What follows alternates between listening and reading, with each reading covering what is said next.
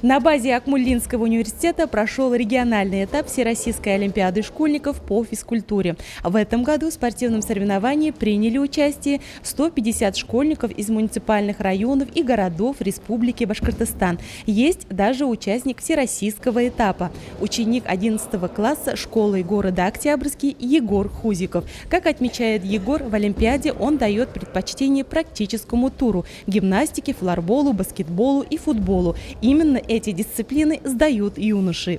Приехал я сюда уже третий раз, не первый раз участвую. Уже в 9 классе доводилось отбираться на всероссийский этап. В Екатеринбург я ездил, а последующий, в 10 классе уже произошла неудача, стал только призером. Поэтому на Россию не смог отобраться. В этом году, надеюсь, будет получше.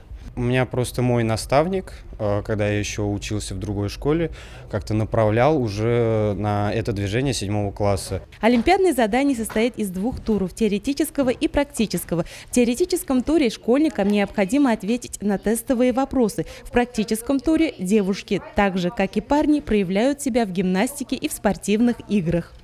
Я сама по себе занимаюсь спортом профессионально, и это был очевидный выбор, что надо участвовать в Олимпиаде именно по физкультуре. Мне это хорошо получается, и мне это нравится.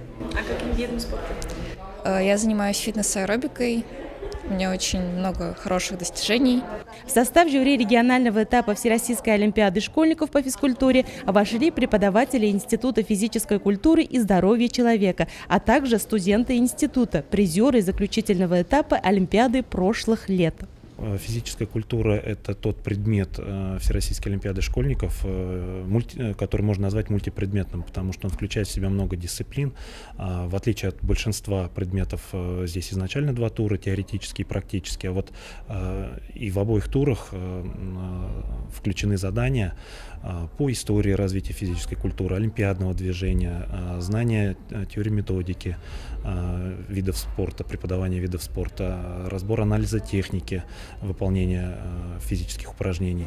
В концертном зале Акмулинского университета состоялось торжественное открытие Олимпиады. Выступление спортивно-аэробического шоу «Страдл» и группы барабанщиц и мажореток «Держава» подняли соревновательный дух участников Олимпиады.